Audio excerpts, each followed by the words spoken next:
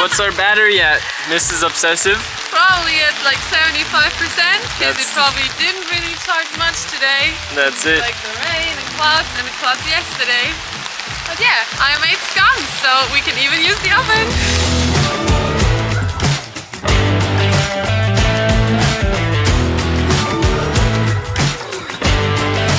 And guys, make sure you watch the video all the way to the end, because first of all, we have a little giveaway, and second of all, we will tell you how to jumpstart the Daly BMS, because it just doesn't work when you connect it. Yep. If you just connect it up and wire it up, you'll be pulling your hair out thinking, why is this thing not working? And why is the inverter not working? That's what happened to us. So stay tuned for that. Welcome back to another video. Today we're gonna show you how we built our battery bank. It's a massive bank, over 20 kilowatts. And there are a few reasons why we went for such a massive battery bank. First of all, in our van we had two batteries. Yeah, 2 lead acid batteries. And we were constantly running out of power. It was so annoying, so we really didn't want this to happen again.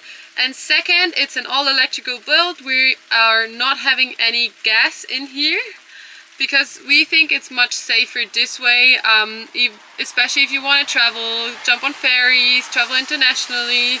You would need adapters, and like there would be a long list that we could tell you all about why we don't want to have gas in this build. And yeah. Yep, so it's really important to mention that our battery bank is over 20 kilowatt hours because we wanted to make sure that we can stay off grid for long periods of time just off of solar, just so we have a big bank so we can bridge days like today when it's raining and we still sit in here. We can charge our laptops, yeah, they can do video editing, we can cook our food on the induction, we can use the oven. So we just wanted to make sure we have plenty of power available, and the only way to do that was to go with a huge lithium power bank, and we'll show you how we built it. I'm gonna cut out all the pieces for Patrick's battery box, because as you know, we got battery cells, so we want to clamp them all together and build a little box for them, 2-story high as well. Alright, now we'll give you a quick rundown of the parts you'll need to build something like this. So we used 24 280 amp hour battery cells, 3.2 volt lithium iron phosphate cells, 250 amp BMS from Daly, a 5 amp active balancer, we have Victron smart shunt, and then just some smaller bits and pieces like 95 square mil wire. We used 4 meters of 25x6 copper bar that we got from Prime. There's a couple of smaller things, you know, nuts, bolts, stuff like that. We used some angle to clamp it all, some ply to build the whole base construction around it, and yeah, the important one that you might also want to mention is the clear vinyl tube that we put around our threaded rod to clamp the battery cells together. And what we shouldn't forget to mention, lots of conversations with other people. Lots of brainstorming, day and night. Yep, so we're giving you pretty much all of the information that we've kind of accumulated over time. Obviously, it doesn't help to watch enough YouTube videos on this stuff. Go out there, look up videos on YouTube. Will Prowse has a huge YouTube channel on this kind of stuff. Another really good one to watch is Brendan Tate. He built his own battery as well. And then talk to any friends that you have that are electricians that have any kind of knowledge of this kind of stuff. Even if they only do this as a hobby, they'll have some kind of info that will help you a little bit further. And we started out with some pieces like this. You gotta cut these to size. This is 18 mil ply sheet. I'm going to put some holes in for our threaded rods. You'll see when we put that together a bit more. And we are using Kayla cells from China. We actually ordered these about over a year ago now, because there weren't any places in Australia that were selling cells, but by now there are, so you don't actually have to deal directly with the people in China, although we can't complain about the cells we have. The ones that we have opened don't have any problems visually. We haven't actually tested capacity yet. We'll put the bank together and then we'll test the capacity and see how it goes.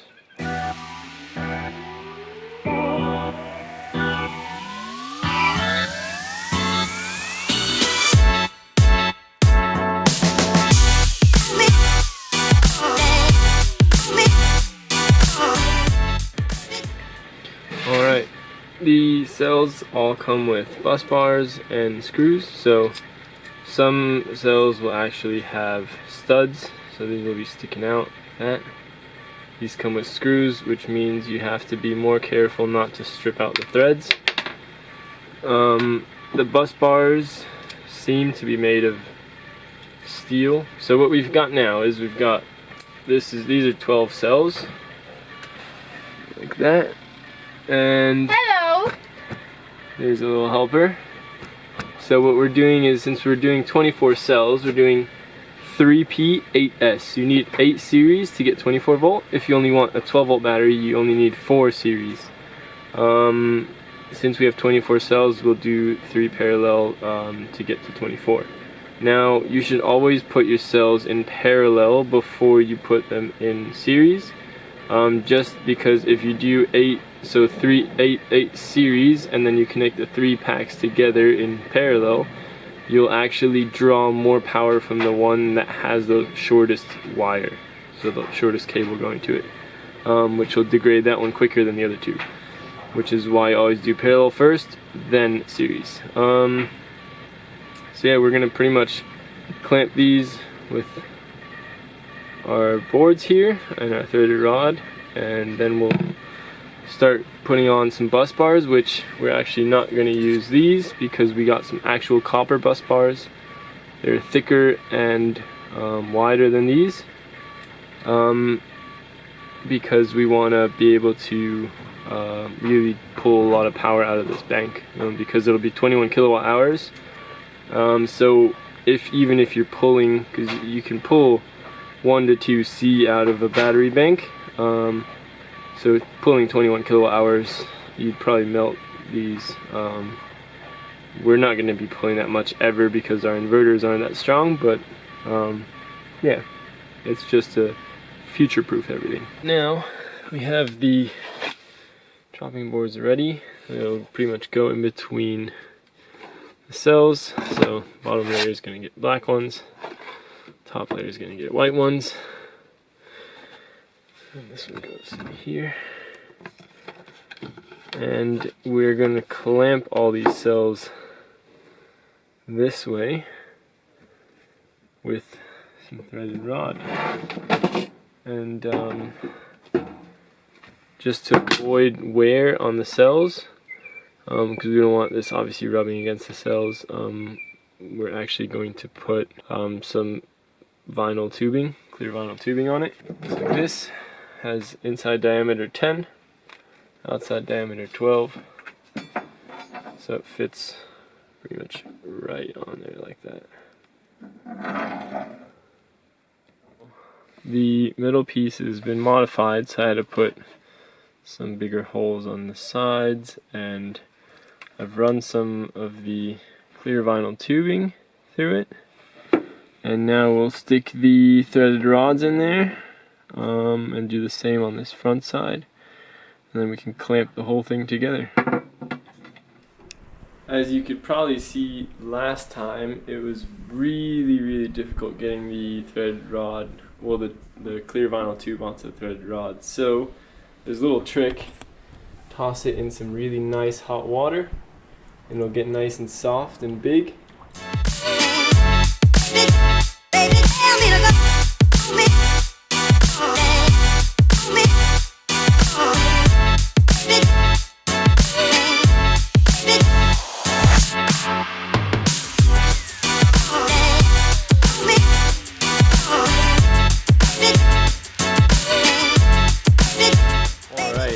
It's pouring outside, so thank goodness I can use the drill press in here.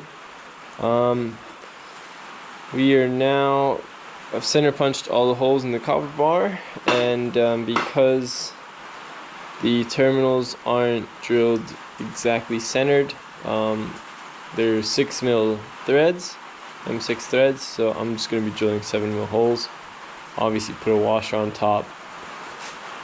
Yeah, let's get started.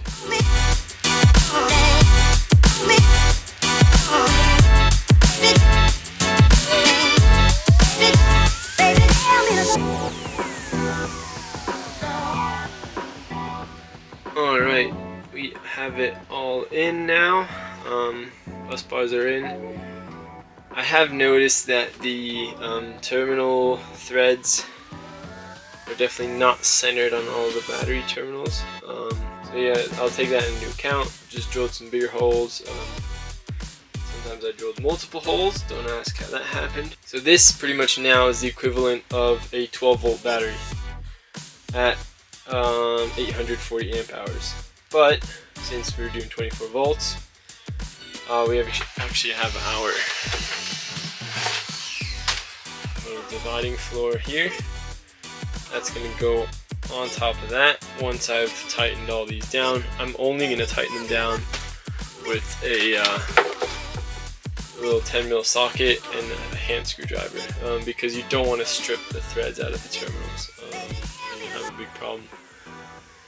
So yeah, the copper bus bars, just for a little information, the copper bus bars are 25 by 6 mil flat bar, so it's pretty beefy stuff. All the holes I've drilled are 7mm holes. Sometimes I had to slot them a bit because, as I said, the terminal threads aren't centered all the time. That's why I went with 7mm holes instead of 6.5s. And then the ends have 10mm holes, so that end there and this end here have 10mm holes.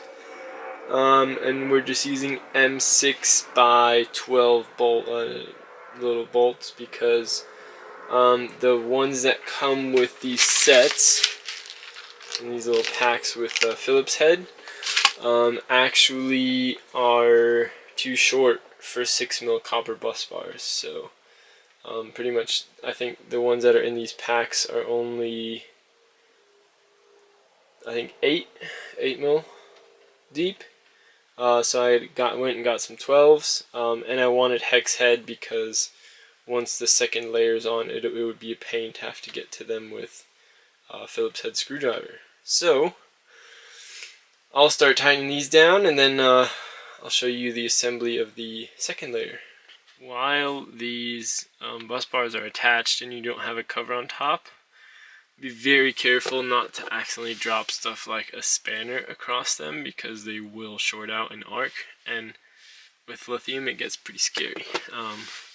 Any kind of battery will be pretty scary. Also, before I tighten these all down now, I'm just going to take them off individually and wipe underneath, just to make sure that there's no dust creating like a little air gap in between. So I'm using a microfiber cloth, and I highly recommend not using a moist one, because if you go like that with a moist one, well, you might start some sparks. So yeah, just give it all a good little wipe down, get rid of any of the sawdust that we still have here. Now put these back on, set that back down there. And here's my little screwdriver with the 10mm socket. So I'll just hand tighten these down. Don't want to go too much. As I said, you don't want to strip out the threads on the alu terminals. So there you go. Very nice and tight there. And I'll do the same for this and all of these ones as well.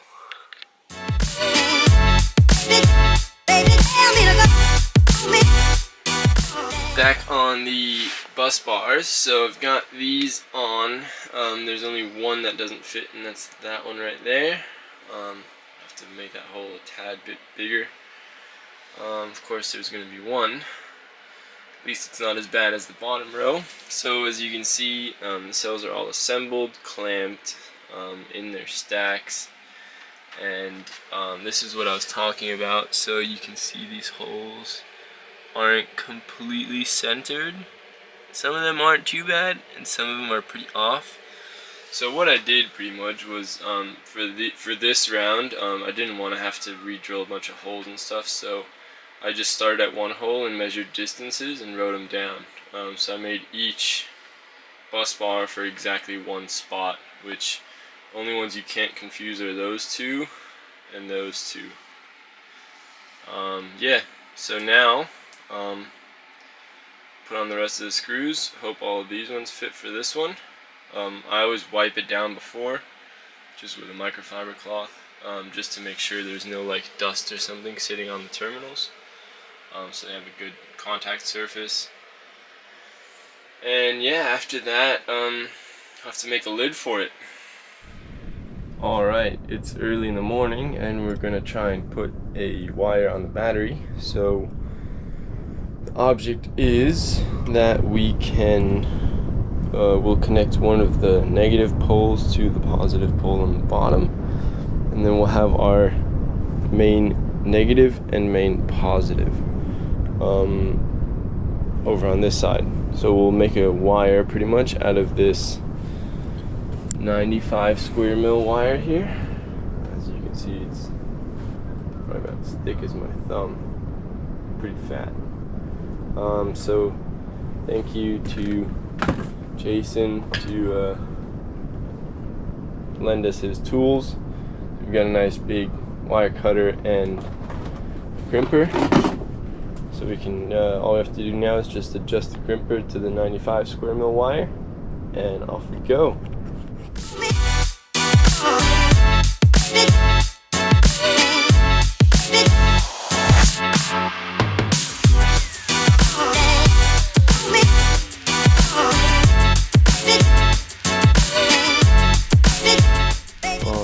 Now I'll go quickly run inside and grab some heat shrink to label our positive and negative sides. So this top part here is our ultimate negative, which means this would be a 12 volt positive. The bottom one here is a 12 volt, there's 24 volt ultimate positive. So this one would be a negative. So that means this bottom one is going to be a black heat shrink, and this top one is going to be a red heat shrink, just so we don't confuse it. Alright, we've got a night session going on. Little makeshift light wired up to the battery, so the battery works obviously. What size is this? I was looking for it today. 1.8 square mil wire, which is rated to 28 amps. And just connecting to these. So each bus bar, so if you measure these across, you always measure a positive voltage when measuring away from your ultimate negative. So you'd have a positive voltage here, then you'd flip it around, have a positive voltage here.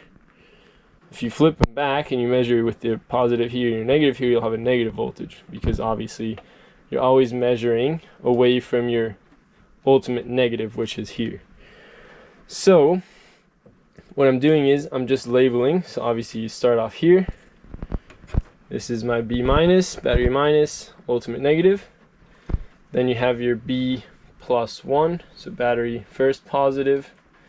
Then B plus 2, second positive. B plus 3, third positive. This one's going to be B plus 4. This next one down here is actually just a negative, so 12 volt negative pretty much. So this one doesn't actually get a wire.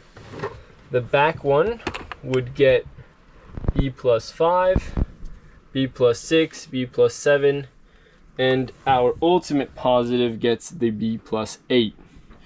Now, all I'm doing with these is pretty much just extending them out to this main board here, so I can just attach my BMS wherever I want it to be and not necessarily where the wire limits me to be. Same for the limiter or the balancer, because these leads were even shorter. And yeah, because the balancer is 5 amp, I decided to go with a 28 amp wire instead of 6 amp wire. So pretty much what I can do is attach another 4 balancers if I feel like it, which is completely unnecessary. Never need it. In the end, we'll connect each one to a terminal. So I'll start with my B+1, connect it to 1, B+2, 3, 4, 5, 6, 7, 8, and then 9 will be my battery negative. So that's where I'll connect both the balancer and the BMS to. Now, the one regret I have in this whole system is not getting a bigger BMS. So because our inverter draws 5 kilowatt max, and I actually wired up all the solar today. I'll show you a video of that when it's not raining tomorrow, because I did that in the rain, which is why I actually have nice clothes on for once. Well, sort of nice clothes, and not my work clothes, because my work clothes are soaked. Yeah, BMS. So our inverter draws 5 kilowatt, or outputs 5 kilowatt at 240 volt, meaning it draws about a bit over 200 amps on 24 volt. And pretty much, if we were ever to upgrade and get a second inverter or get a stronger inverter, I don't know, something like that, we would have to get a new BMS. Other than that, everything else here is laid out for future proofing. So we have 95 square mil wires, we have 6 by 25 bus bars, copper bus bars. So pretty much what we're looking at, 400 amps is the 410 amp is the maximum capacity for the wires, and that's for longer lengths. So a short length like that would probably be even more. So yeah, we're pretty much future proofing to be able to get at least 10 kilowatt out of this battery bank, which is, I mean, it's still only half a C, so it wouldn't be too bad to be able to do that. But for now, 250 amp is all we'll need. We won't ever be pulling more than that out of the battery bank. I highly doubt we'll be using more than 5 kilowatt anyway, but just for, like I said, future proofing, we should have gotten 500 amp BMS. Comes with a temperature sensor. Yeah, so I'll get these last wires wired up so we can start wiring up the BMS, the balancer, and then add the inverter. Hopefully all in this one night shift.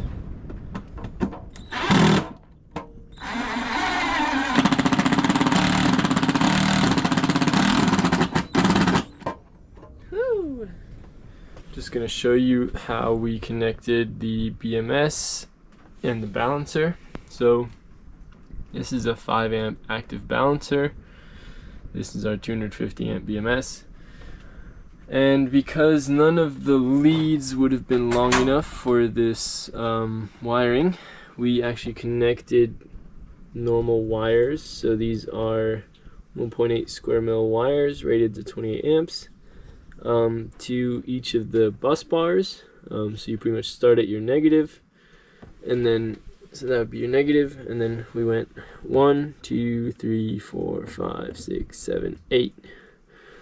So yeah, pretty much connect those in, and then added the appropriate wire for the balancer and the BMS, and it's all in this nice little terminal block.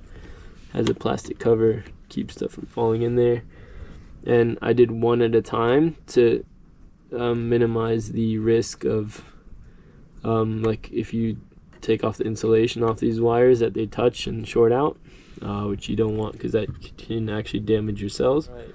And then we have our negative stud done. So this is our negative here. Goes to the negative battery connection on the BMS. That comes out to the negative system connection, which goes to the negative battery connection on our shunt. And then here pretty much we'll go from our shunt to our negative bus bar. And on the positive side, it's a bit more simple. You pretty much just have our positive stud here, which will come out here, connect to our positive bus bar, and that will have the fuse integrated, and we'll talk a bit more about the fuse once the bus bar is put in. Alright, now we have made ourselves our own bus bars. So you finally used our 3D printer for something productive and printed these bus bars, and then just used some copper offcuts from our bus bars for the batteries, to create a bus bar. So these are M10 studs, because the output here is M10 and the rest are M8. And pretty much all you do is you just print the head design, so just a hex head into the plastic bus bar part, and then it comes out round at the top. So it's about, I think, 7 mil deep is the hex head, and then the rest is round. It's about 20 mil high. And then just some screw holes for some 12 gauge screws to fix it. Pretty much it's gonna go right there.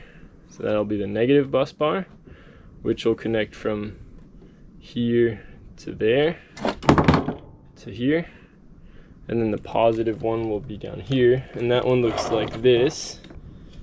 So this is where you connect your positive to, and then it has a space for the Class T fuse. So it's pretty much a bus bar and the Class T fuse holder at the same time. And before anyone asks, yes, there will be a cover to cover this part where the Class T fuse is, because this part is obviously unfused, so you want to cover that off to make sure that you can't short out anywhere. Same for these terminals. So this positive terminal will have to be covered, because if anything metallic that's earthed touches it, it'll short out. And if anyone knows lithium puts out so much power that it's really quick to burn. So yeah, we don't want that happening. So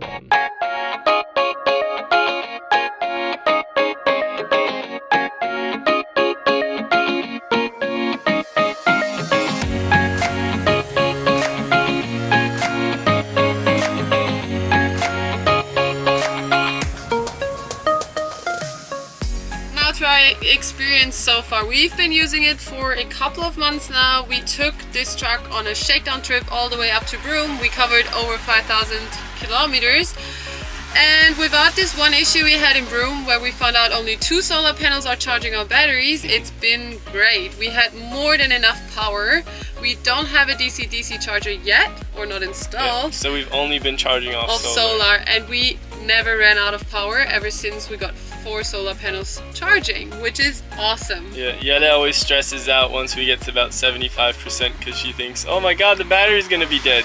But you know, you can discharge lithium to 10%, so not that we really want to discharge it that low, but Yada loves having it at 100% all the time. Yeah, we do baking in the oven, we have an oven, we have an induction cooktop, we have a 240 volt fridge at the moment, and we never have any issues, and that's exactly what we wanted to achieve. Yep. So your inverter has to be on charge, or your charge controller, and that means you your BMS will not work unless it sees a charge voltage, which means you have to jump over your BMS. So that means what I did was I would just use a little wire to jump from our negative system pole to our ultimate negative on the battery, and that pretty much just for a split second is enough. It'll spark a bit, but it's enough for the battery to see a charge voltage from your solar charge controller, or in this case from our solar inverter, and that pretty much jump starts the BMS. And after that, if it ever does shut off again, you can always restart it with the Bluetooth dongle on the app, which means you can just click on the app, say restart, and it starts up again by itself. But your very first time, you will have to jump start it between your system your system negative on the BMS and your ultimate negative on the battery. Alright guys, now to our giveaway. We are giving away a Bluetti power station. We own one ourselves. This is the EB70, and we've tested it over the last couple of months multiple times. Currently we don't have power in the cab, so this is our mobile power station when I work on a laptop, edit videos, photos while Patrick's driving, so that's pretty cool to have. We are giving away the EB55, which is a slightly smaller model, but therefore also lighter, because this is like quite heavy. Still easy to handle, but yeah, definitely heavier than the EB55. If you want to participate, jump on our Instagram page, which is Pat and Jelle. We changed our name. If you didn't find out yet, there's no longer JP Adventures 19. Jump on to our page, find the post with the Bluetti in it, and then make sure you follow us, you follow Bluetti, and you comment below. We will put all the information in this post, so just follow along. And yeah, win yourself an EB55, because it's just awesome, and then you can test it and see if you like it or not. They do have a sale on at the moment. It's Halloween coming up and they are doing a Halloween sale, so you can save yourself 200 bucks. Instead of paying $999, you just pay $799. And what you get in that package is the EB55 power station, which comes with a 700 watt pure sine inverter. It comes with 11 outputs for multiple devices, so no matter what you want to charge, there is an option here. USB-C, USB-A, a car outlet. You have obviously normal power outlets, 240, and so literally whatever you want to charge, there is an option here. And what we've been using a lot is the inductive charger on top. It's wireless charging. Our EB got a little bit wet in the rain today. Still working, still going strong. Yeah, you can just chuck your phone on it and it starts charging, which is awesome. We love it. Look at that. We have been using the power station not only in the cab, but we've made sandwiches with it when we were parked up at the beach and we didn't have our power set up yet. We have used the blender when we had power outages on the farm, which happened regularly, like literally all the time. Whenever there was a storm or it was too hot, the power just wouldn't work. And we also powered our work lights while we were working on the truck, while we were building it. So it's like literally usable for almost everything, and at the moment we're carrying as a backup.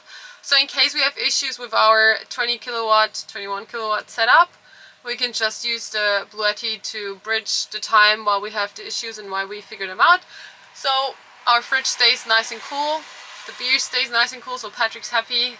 And the ice cream stays frozen. Yeah, you don't want melted ice cream, that's for sure. So jump on their website, you can find all the information on there, and good luck with the draw. And in case you really wanted a power station and you didn't win, jump on their website now for the Halloween sale and get yourself one, because they will have $200 off, even off the EB70 that we have. And yeah, good luck with that! Pas de soleil, pas de soleil, pas de soleil, pas de soleil, pas de soleil, pas de soleil.